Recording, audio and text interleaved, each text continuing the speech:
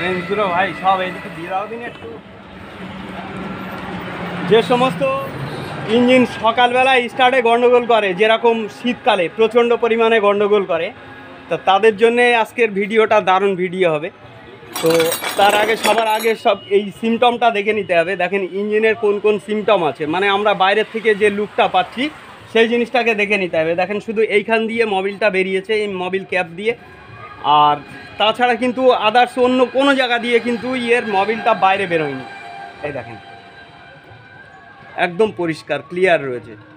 তো এর প্রচণ্ড পরিমাণে স্টার্টে গন্ডগোল করছে। কীরকম আমি বলছি, মোটামুটি ধরেন সকালবেলায় যে লোকের গাড়ি ওর বাপ ঠাকুর দাদা সবার তো লাগছেই, সঙ্গে বাড়ির বউটারও বাদ দিচ্ছে না, ধরে নিয়ে আসছে।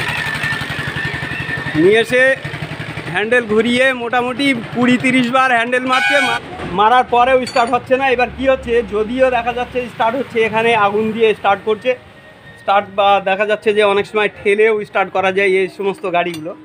তা স্টার্ট করার পরে মোটামুটি যদি কিনা বন্ধ করে 5 মিনিট যদি রেখে দেয়, তা 5 মিনিট পরেই কিন্তু আর স্টার্ট দিতে পারবে না, এরকম একটা সিচুয়েশান গিয়ে দাঁড়াচ্ছে।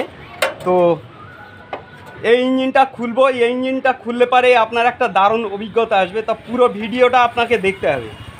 আর সবার আগে বলে দিই যে আপনি কোথার থেকে ভিডিওটা দেখছেন অবশ্যই আমাকে কমেন্টের মধ্যে জানাবেন, তাহলে আমি জানতে পারবো যে আপনি এই জায়গার থেকে দেখছেন ভিডিওটা। আর তাতে করে আমার খুব ভালো লাগে যে আমার ভিডিওটা এত দূরে গেছে। তো যে যেখান থেকে দেখছেন, আপনি যেখানে আছেন সেই জায়গার নামটা অবশ্যই লিখবেন, সঙ্গে আপনার নামটা লিখবেন কমেন্টের মধ্যে। আর যদি আপনার নতুন কোনো সমস্যা থেকে থাকে তাহলে অবশ্যই কমেন্টের মধ্যে লিখবেন, আমি কমেন্টে রিপ্লাই দিই। কোনো রকম সমস্যা হলে পারে তার জন্য আমি আছি। তো তাহলে দেখেন ইঞ্জিনটা চারিদিকে যেভাবে পরিষ্কার শুকনো রয়েছে, শুধু এই জায়গা দিয়ে মোবিলটা বেরোচ্ছে। মানে আমরা কিন্তু এইখানটায় একটা কনফিউশনের মধ্যে রয়েছি যে ইঞ্জিনটা এরকম ডিস্টার্ব করছে কেন। এবার তেলের লাইনের যদি কথা বলেন, যেহেতু তেলের লাইনটা আমি খুলে ফেললাম, তেলের লাইনটা কিন্তু অলরেডি একটু দাগ কম আছে। তো এই সিলিন্ডার পিস্টনটা চেঞ্জ করা আছে আজ থেকে 5 মাস আগে।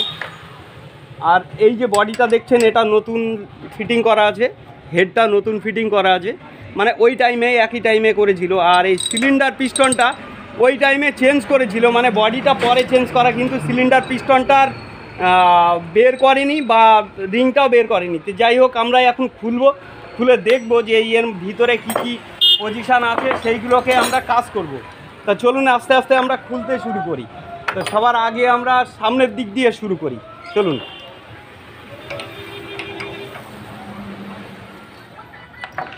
এক এক করে খুলবো আর দেখব যে এর প্রবলেমটা কোথায়।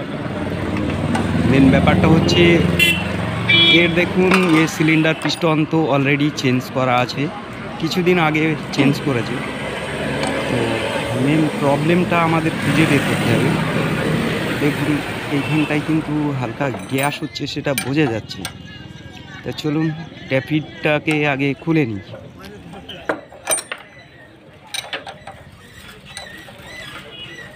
আজকের উল্টো দিকে কাজ করছি তো অসুবিধা হয়ে যাচ্ছে।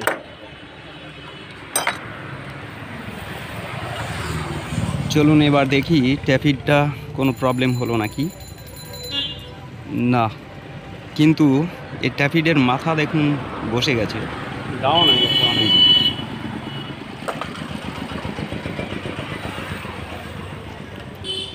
এইভাবে কাজ করতে খুব অসুবিধা হচ্ছে। চলুন উঠে যাই। এবার হেডটাকে খুলে নিতে হবে, হেডটাকে খুললেই মোটামুটি বোঝা যাবে যে কি পরিস্থিতি আছে। চলুন খুলি।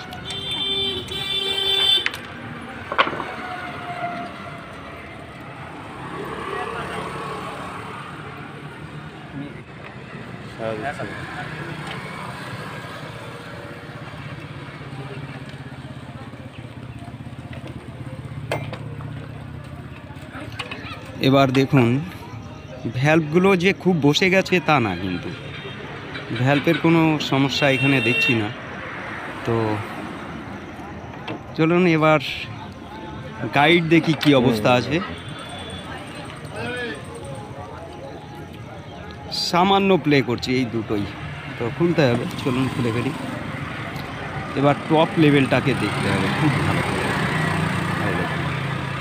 এইখানটায় আমরা ফলো করব যে সিলিন্ডারের থেকে ডাউন থাকছে নাকি, এই জিনিসটাকে ভালো করে দেখতে হবে। তো এভাবে অসুবিধা হচ্ছে, দাঁড়ান। ঠিক আছে,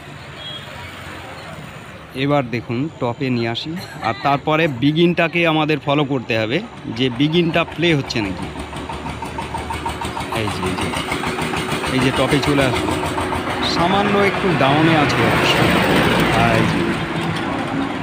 মানে যতটা আসার দরকার ততটা আসছে না, সামান্য একটু পিছিয়ে থাকছে।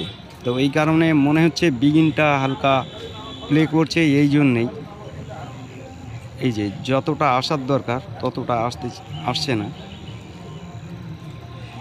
তো চলুন এবার হেডটাকে দেখি। এই দেখুন, এই যে হালকা টাচ হয়েছে এইখানটাই। নজেলের যে সকেট আছে না, এই যে নজেলের যে সকেট আছে, এই সকেটটা হালকা পিস্টনের মাথায় টাচ করেছে। তা চলুন পিস্টনটাকে বের করে নিই। পিস্টনটাকে বের করতে গেলে এই কভারটাকে খুলে কানেক্টিংয়ের বোল্টগুলো খুলতে হবে, তাহলে ওদিক দিয়ে সেট সহ বেরিয়ে চলে আসবে।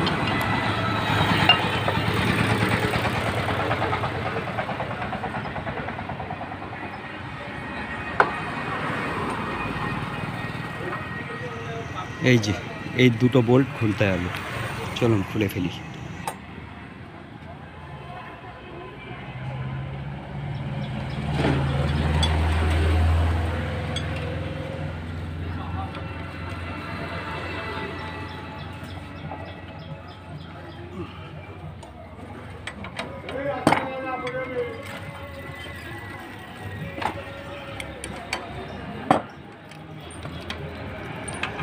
এই যে খুলে গেছে।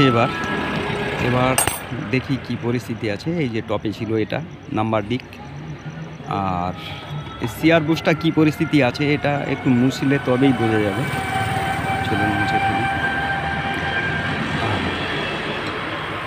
দেখুন মেন ব্যাপারটা হচ্ছে এই সিআর বুশ একটু হালকা ডাউন হয়ে গেছে, ক্র্যাঙ্কের সঙ্গে ঢিলা হচ্ছে, যার জন্য পিস্টনটা টপে কিন্তু সামনে এগিয়ে আসছিল, যার জন্যে কিন্তু হেডের সঙ্গে টাচ হয়েছে। তো চলুন সেটটাকে বের করে নিই, তাহলে আরও ক্লিয়ার বোঝা যাবে। তো এই ইঞ্জিনের মেন প্রবলেম ছিল কিন্তু এর স্টার্টিং প্রবলেম। তো যেহেতু সেট আমরা বাইরে বের করে নিয়েছি, হালকা টাচ রয়েছে, আপনি দেখলে বুঝতে পারছেন অবশ্য। চলুন পিস্টনটা বের করে নিই। এবার আমাদের দেখতে হবে যে কম্প্রেসার লিকেজ করছে নাকি। লিকেজ করলে পারে কিন্তু হালকা গ্যাস হবে, আর তাছাড়া স্টার্টিং প্রবলেম আসবেই।